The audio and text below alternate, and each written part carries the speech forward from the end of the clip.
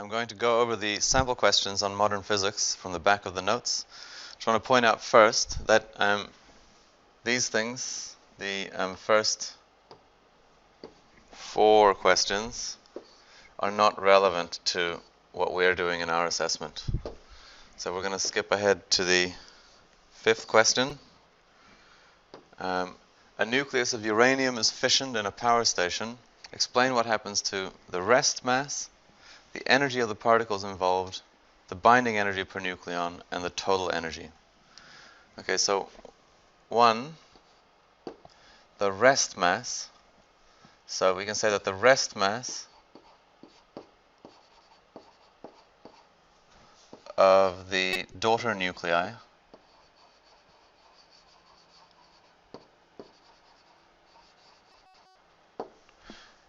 is less than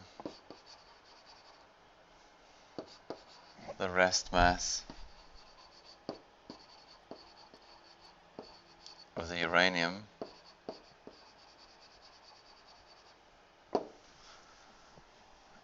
as energy is released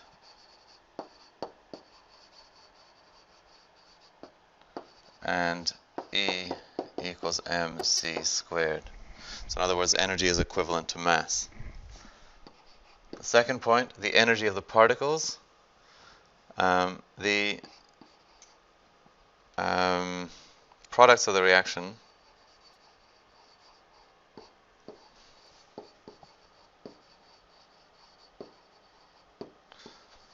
will have more energy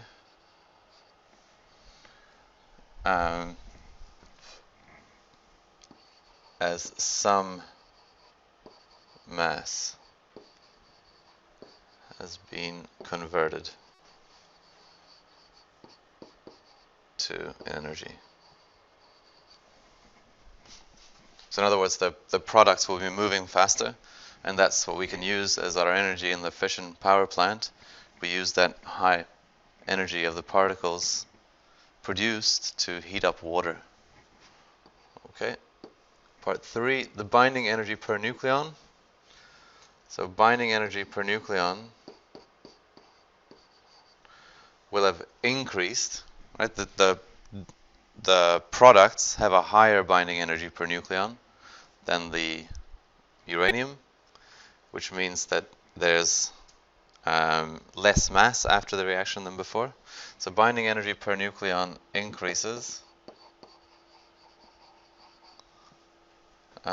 Products have higher binding energy per nucleon than the uranium.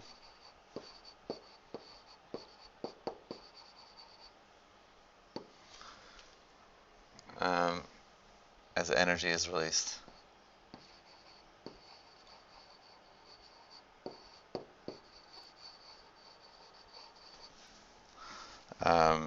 The products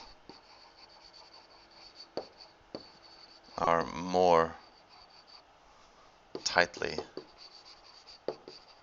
bound. Finally, part 4, I'm going to squeeze this in here. The total energy, we can say that the total mass energy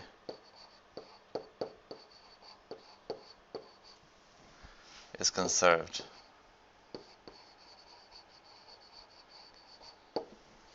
So we know that if we add up the mass and the energy beforehand, and we add up the mass and the energy afterwards, we'll get the same amount, or at least the energy equivalent of the mass. Okay, an atom of magnesium reacts with an atom of oxygen to form MgO.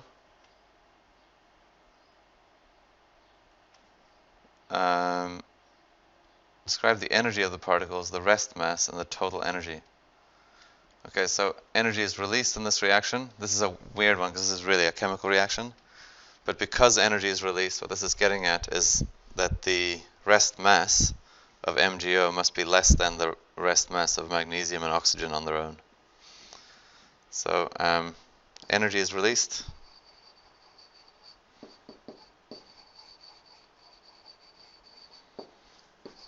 So rest mass decreases.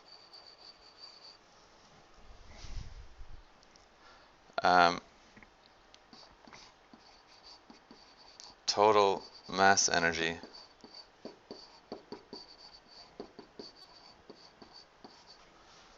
decreases.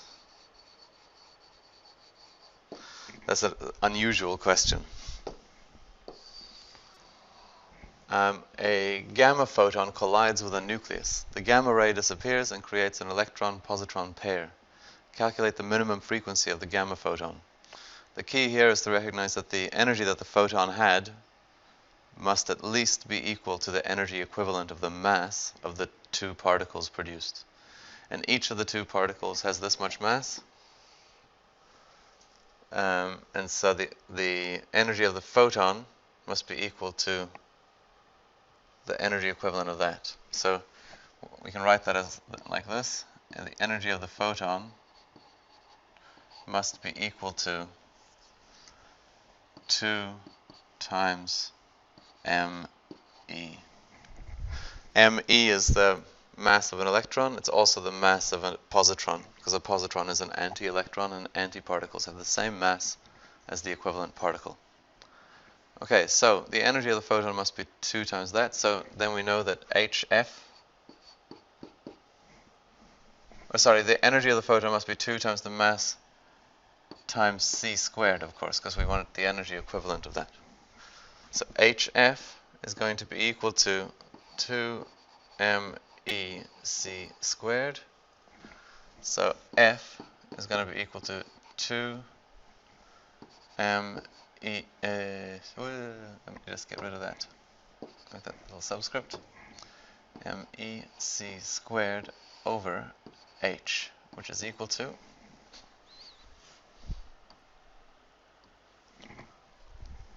it's 2 times 9.1 times 10 to the negative 31 times 3 times 10 to the 8 squared divided by 6.63 times 10 to the negative 34 is equal to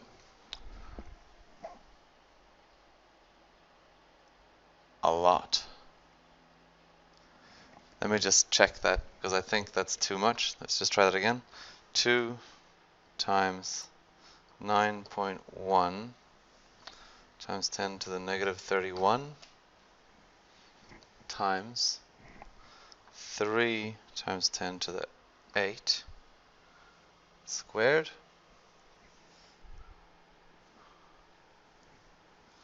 is equal to this, and then we divide that by 6.63 times 10 to the negative 34 is equal to, well, that's right. So what have we got? This is 3, 6, 9, 12, 15, 18. It is 2.47 times 10 to the 20.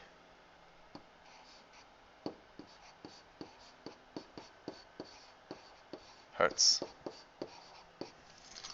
Okay, so that's a very high frequency gamma photon. Okay, and the reason why this is the minimum energy that it needs is that presumably also the electron and the positron are going to fly off with some speed, so they're going to have some kinetic energy in addition to that. So the gamma photon would have to be a little bit higher energy than that still. Okay, number 7. You shine light of frequency 5 times 10 to the 14 on a metal cathode of a photocell. The stopping voltage is that. Calculate the work function. Okay, so if the stopping voltage is 0.50 volts, that means the electrons emerge with 0.5 electron volts if we shine that light. So we can write, let's write the general equation. EK is equal to HF minus phi. So the first thing we want to work out is the work function. We know that the kinetic energy is 0.5 electron volts because that's the stopping voltage. So we can say 0.5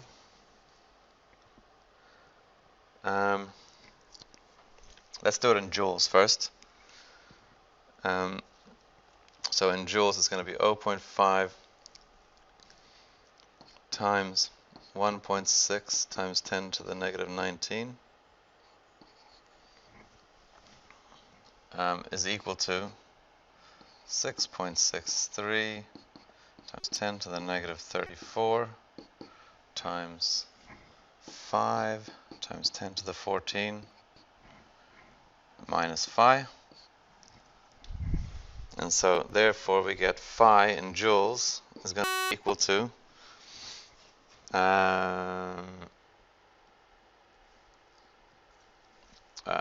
this here, this minus this.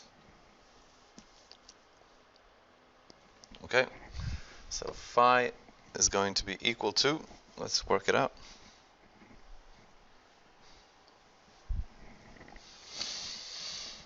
What was it? Okay, so it's, oops,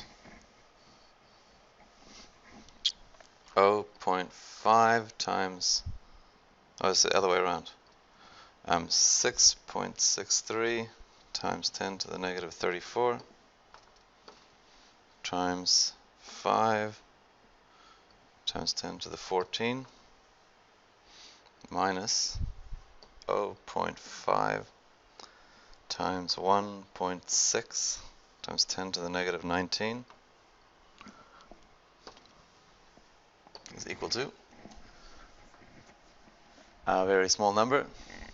So this is not in scientific notation. How can I change that? Here, maybe?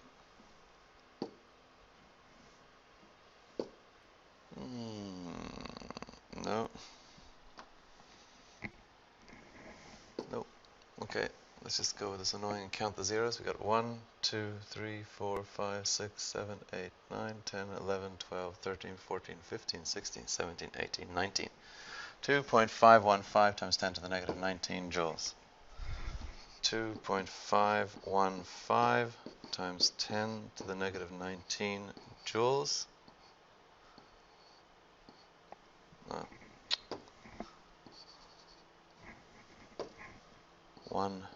19.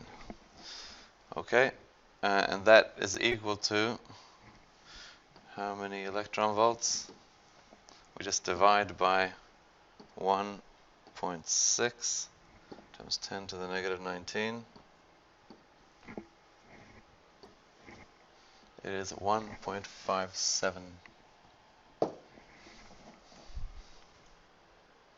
Everything was given to two significant figures, so I just wrote 1.6 electron volts. And we want the threshold frequency, Ft, is just equal to phi over h.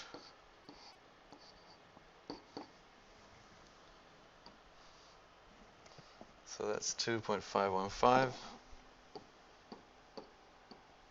times 10 to the negative 19 divided by 6.63 times 10 to the negative 34 is, what have we got? 3, 6, 9, 15, sorry, 12. 3.79 times 10 to the 14.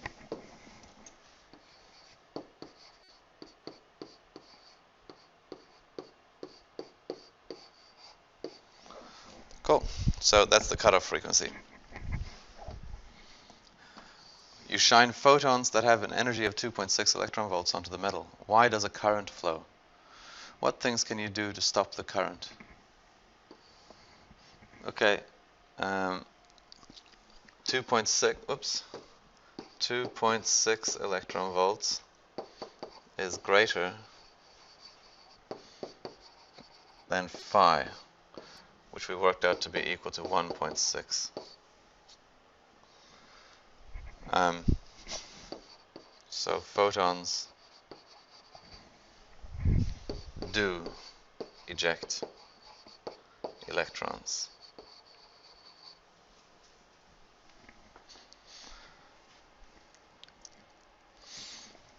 of energy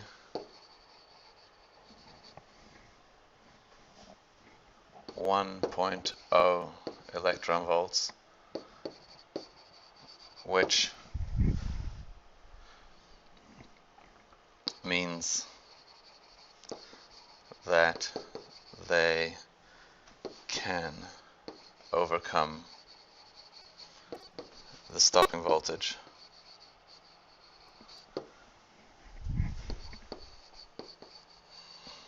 of 0.5 volts.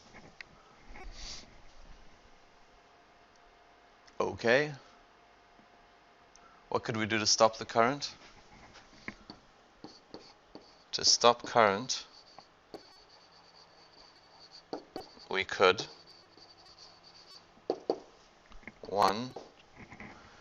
the first thing we could do is increase stopping voltage.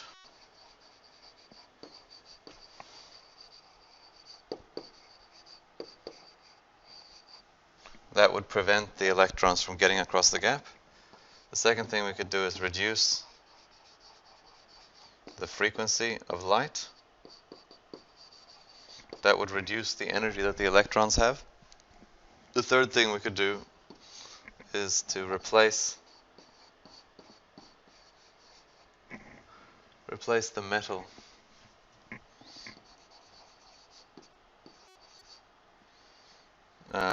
with one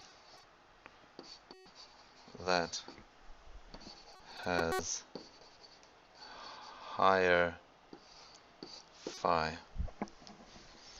Okay. Okay, so here we're given some information about some particles and some constants. Calculate the frequency of the photon emitted here.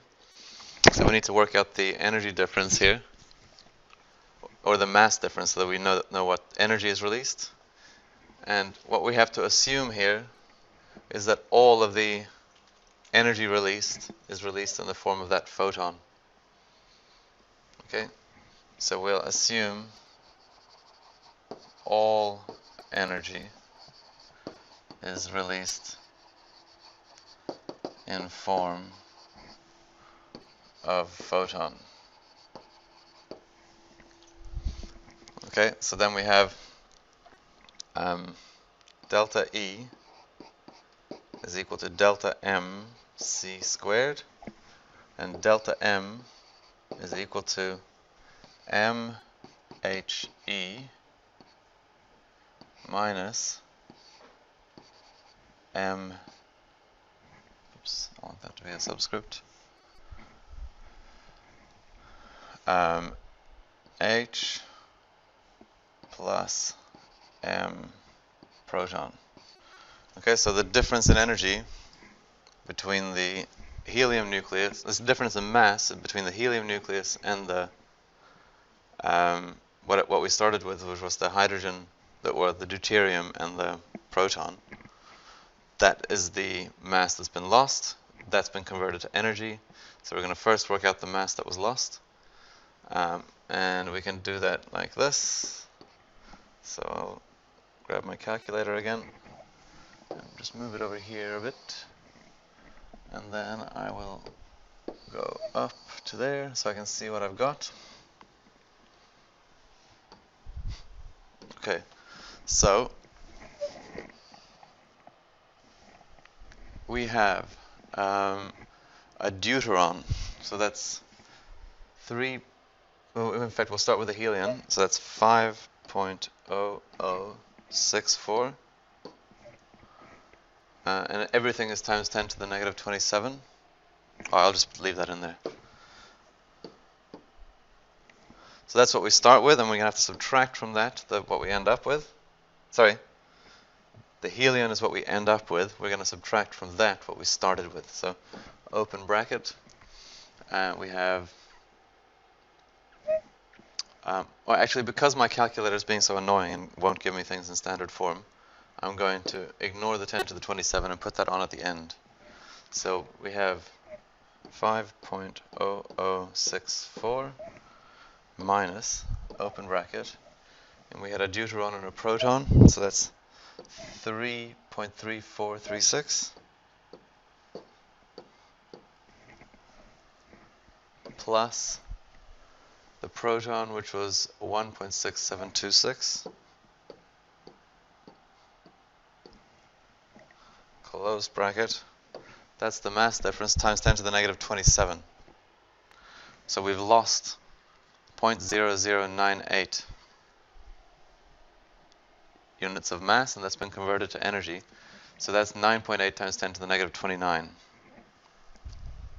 So the mass deficit is 9.8 times 10 to the negative 29.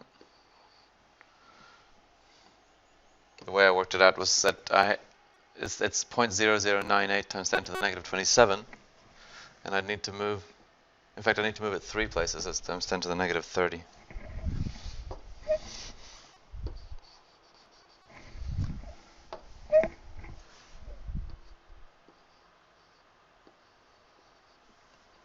And that's kilograms. Okay, that's the mass deficit. Now we just work out the energy equivalent of that, which we do like this.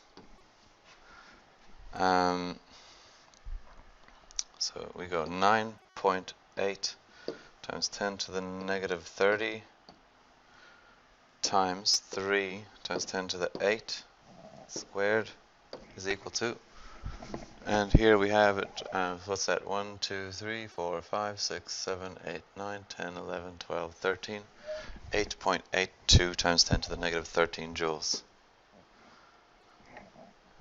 So delta E is equal to 8.32 times 10 to the negative 13 joules. Is that what I said?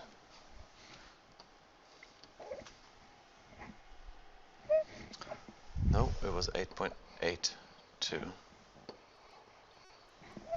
And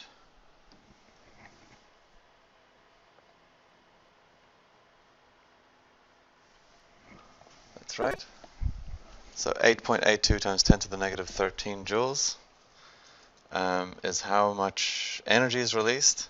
And then we know that E is equal to HF.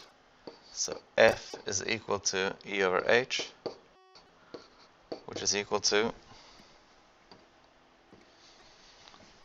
we want to divide that by 6.63 times 10 to the negative 34, and we get a very high frequency photon. So what's that? 3, 6, 9, 12, 15, 18, 21, 1.33 times 10 to the 21 hertz. 1.33 times 10 to the 21. Cool. We've assumed here that all of the energy released in this interaction has gone into the photon. Actually, what would probably happen is that much of it would go to kinetic energy of the helium nucleus. Explain why there is a mass deficit. Whoops, I'll stick with red, I think. The He nucleus has more binding energy.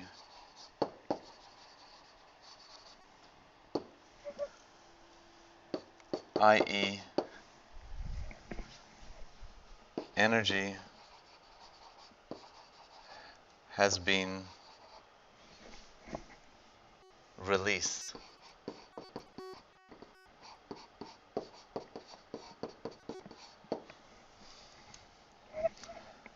And this lost energy corresponds to the mass deficit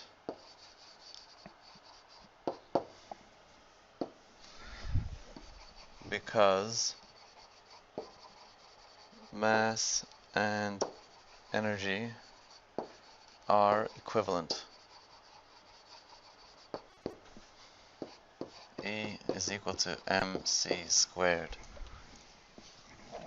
Alright, calculate the energy of the photon produced by the lowest energy transition to the second energy level. The lowest energy transition to the second energy level. We're talking about hydrogen here, so we'll say add that in. Hydrogen. The lowest energy transition to the second energy level is, so that change in energy has got to be equal to E3 minus E2. Yeah.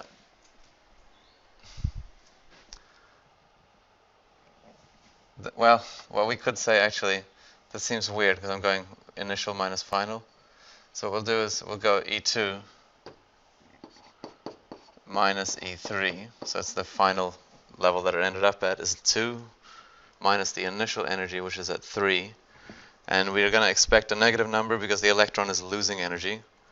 And the photon's energy is going to correspond to that loss. So we're going to have we're going to end up with a negative number here. That's the electron's change in energy. The photon's change in energy will be the opposite. Okay, so then we have negative HCr over 2 squared minus negative HCr over 3 squared. Okay, so we have, C, H is 6.63 times 10 to the negative 34 times 3 times 10 to the 8 times 1.097 times 10 to the 7, I think. Let's just double check that. Are we given that here somewhere?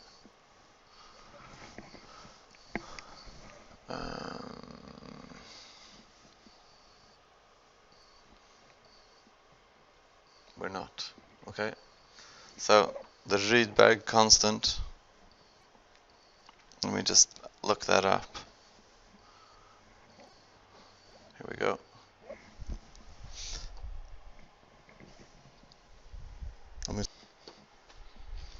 And it is times 10 to the negative 7. So we'll just continue with that. This is 10 to the positive 7, sorry. Divided by, and we wanted 2 squared. Okay, and then we're going to subtract from that 6.63 times 10 to the negative 34 times 3 times 10 to the 8 times 1. I don't really need to do this twice, but times 10 to the 7 divided by 3 squared is equal to 3.03 times 10 to the negative 1, 2.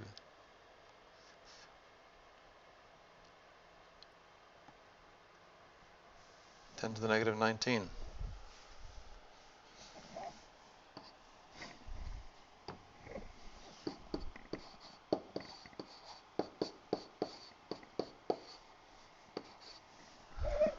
This is lost by electron.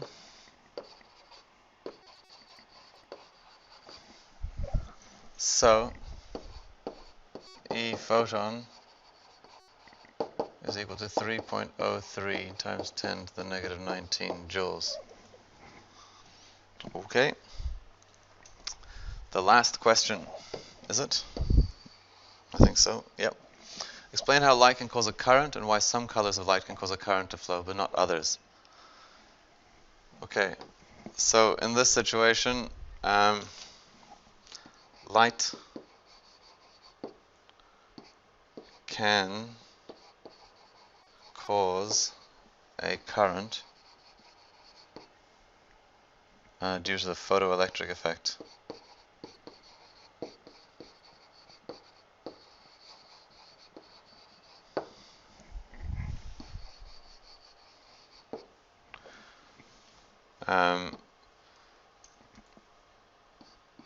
It is governed by the equation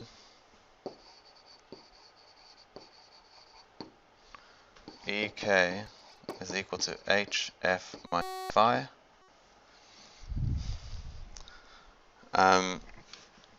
And if HF is less than phi, no electrons will be ejected by the light.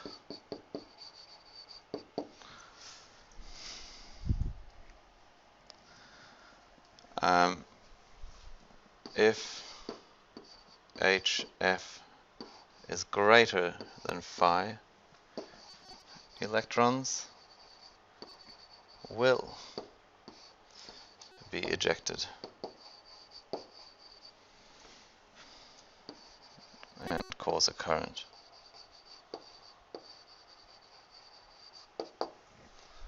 Okay.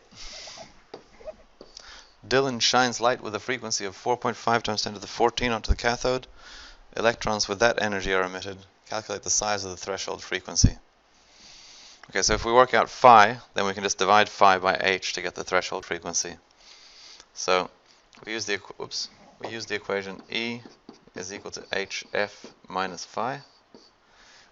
We know E and we know HF, so we can find phi. So phi is equal to HF minus E, which is equal to, let's work it out. So that's 6.63 times 10 to the negative 34 times that frequency, again, was 4.5 times 10 to, was it 14? Yep, 14 minus 6 times 10 to the negative 20. 6 times 10 to the negative 20 is equal to that. And that must be phi. What's that? 2.3835 times 10 to the negative 1, 2.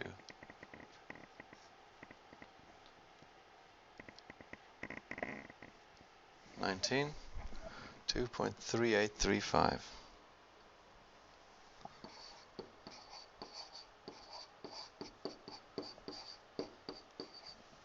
And so Ft is equal to phi over h, which is equal to, so we just want to divide that by h,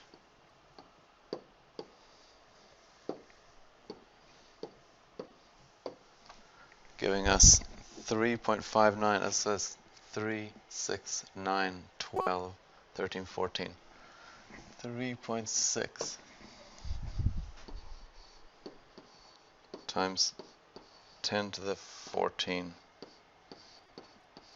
hertz. And this value here was in joules. Cool, so that's the practice paper. You probably need to practice doing a little bit more explaining and breaking down the explanations a bit for each of the 3 different subjects that we've spoken about.